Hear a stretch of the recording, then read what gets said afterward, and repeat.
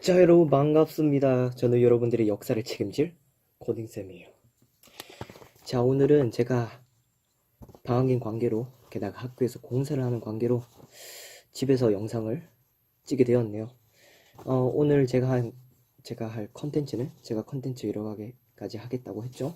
제가 오늘 할 거는 학습지를 통해서 여러분들께 강의를 하도록 할게요.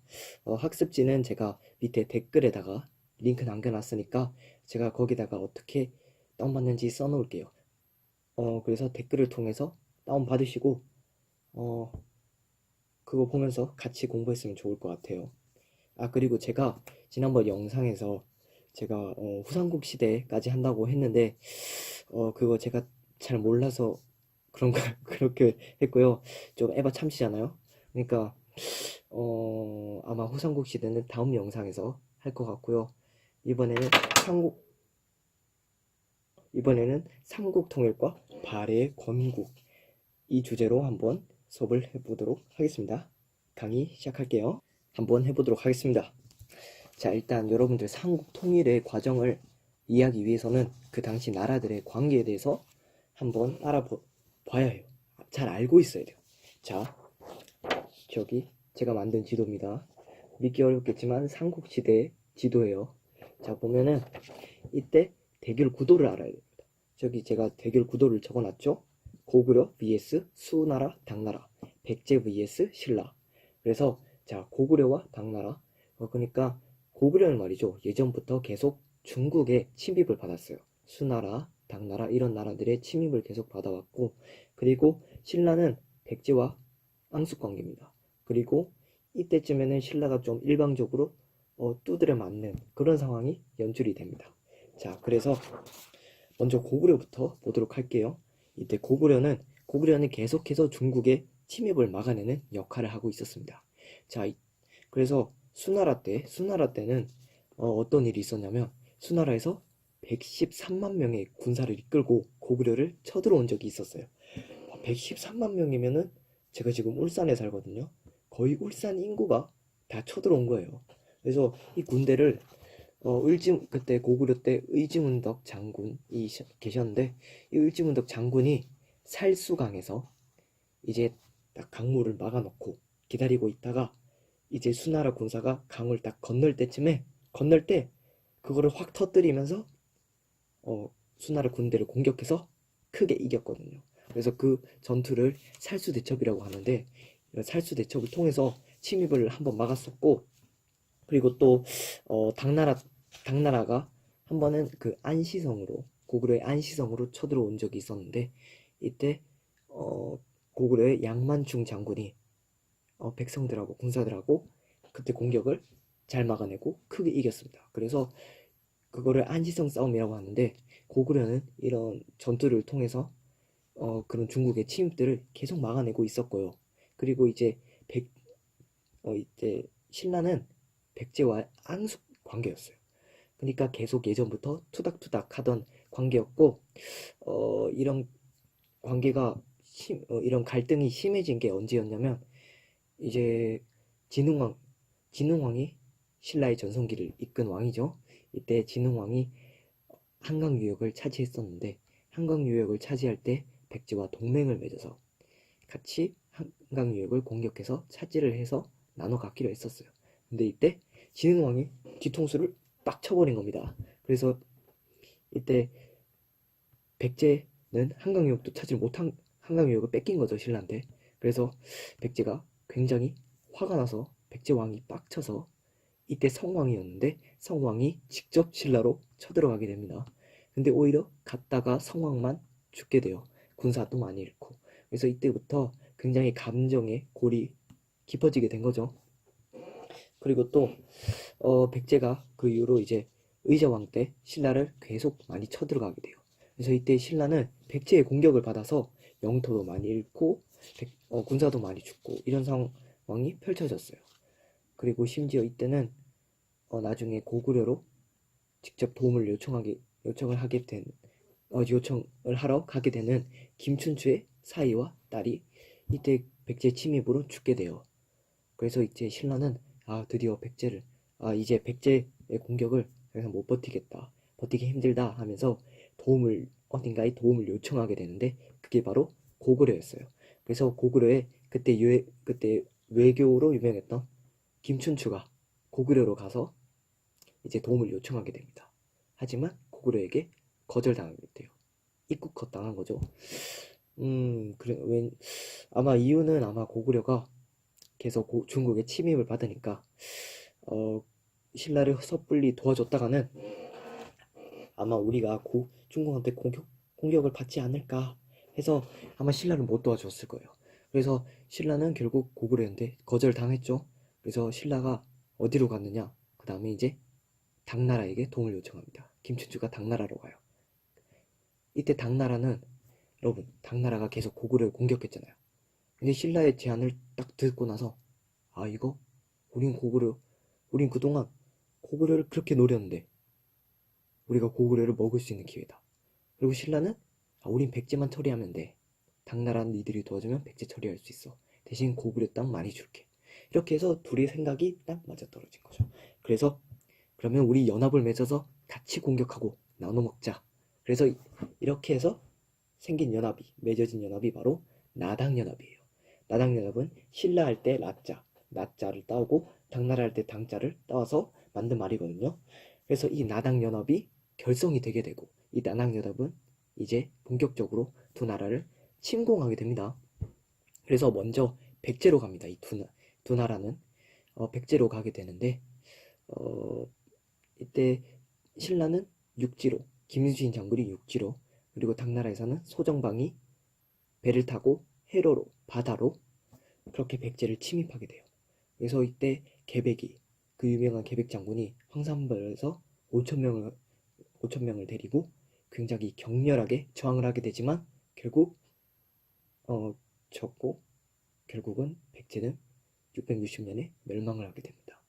그리고 고구려도 8년 뒤에 또 두 나라의 공격에 대해서 멸망을 하게 되는데, 이때 고구려가 하필이면 그때 고구려의 가장 권력자였던, 왕보다도 권력이 있었던 영계소문이 죽었을 때 고구려에는 큰 혼란이 오게 돼요. 왜냐하면 가장 큰 권력자가 죽었으니까. 그리고 그 아들들이 권력 때문에 막 다투게 되거든요.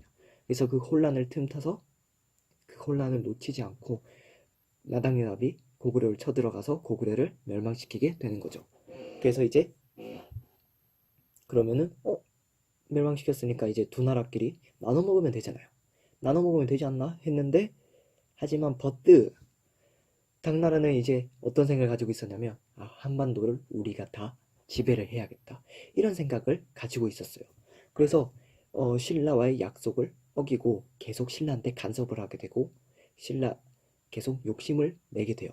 그래서 신라는 당나라가 한반도 전체를 노리는구나, 우리를 노리는구나, 이러면 우리가 당나라를 쫓아내야겠다 해서 염치 없게 자기들이 멸망시켰던 백제와 고구려 유민들의 도움을 받아서 백제와 고구려 유민들한테 우리 같은 민족이잖아, 이렇게 하면서 도움을 받아서 같이 당나라를 물리치게 돼요. 그래서 신라는 결국은 676년에 통일을 이루게 됩니다. 그래서 한 이쯤 되는 땅까지 통일신라가 가지게 되고, 이위에는 당나라가 먹게 돼요. 그래서 이때 문무왕 때 통일을 이루게 되고, 이 삼국 통일이 통일이라 하면은 일단 굉장히 좋아 보이잖아요. 일단 실제로 좋은 거기도 하고, 하지만 이 통일의 장점, 통일의 의의가 있는 반면에 통일에 안 좋았던 점, 통일의 한계도 같이 있었어요. 그래서 통일의 의의가 뭐냐 하면, 일단 우리나라 최초로 통일국가가 만들어졌다는 점, 그리고 두 번째는 이 삼국을 통합하면서 새로운 민족 문화를 만들어냈다는 점이 있어요.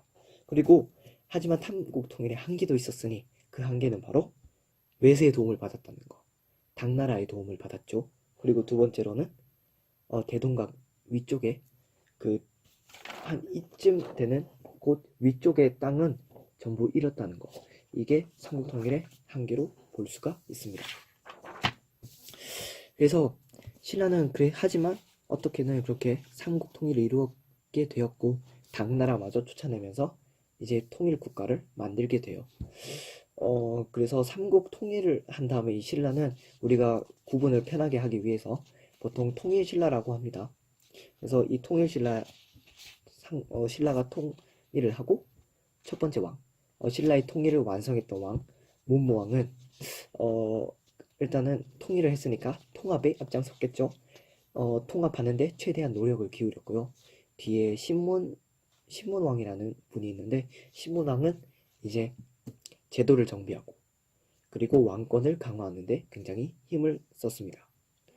그리고 말이죠. 신라는 불교 국가잖아요. 우리 통일 이후에 통일신라는 불교 국가로서 한 단계 더 발전된 불교 국가가 됩니다.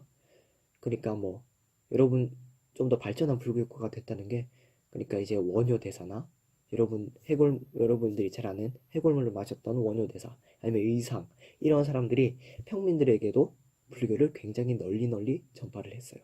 그러면서 신라는 좀 더 발전된 불교 국가가 되었고 그리고 또 그때 신라의 불교 문화를 알 수 있는 여러 유적들이 있는데 그리고 여러분들이 잘 아는 지금 경주에 있는 뭐 석굴암, 다보탑 이런 것들이 그때 통일신라의 불교 문화를 잘 보여주는 그런 유물들이에요. 그리고 그러는 사이에 위쪽에서는 이제 새로운 나라가 건국되게 돼요. 그 나라 이름은 바로 발해입니다. 발해는 말이죠. 고구려의 장수였던 대조영이 세운 나라예요. 당나라와 신라가 고구려를 멸망시키고 나서 당나라는 그 고구려의 옛 땅에 있던 고구려의 유민들을 막 이곳저곳에다가 퍼뜨려서 흩어지게 해서 살게 해요. 근데 그 중에서 고구려의 장수였던 대조영이 있었던 거죠. 그래서 대조영은 이제 고구려 유민들을 이끌고 말갈족들을 이끌고 동모상 기슭으로 가서 새로운 나라를 세우게 됩니다. 그게 바로 698년에 세워지게 된 발해예요. 발해는 말이죠. 일단 고구려의 유민과 말갈족들이 합쳐져서 세운 나라고요. 어떤 문화를 가진 나라였냐면 고구려의 문화와 그리고 당나라의 문화가 합쳐져서 만들어졌던 그런 나라였어요. 근데 말이죠. 이 발해는 고구려를 계승했던 나라였어요.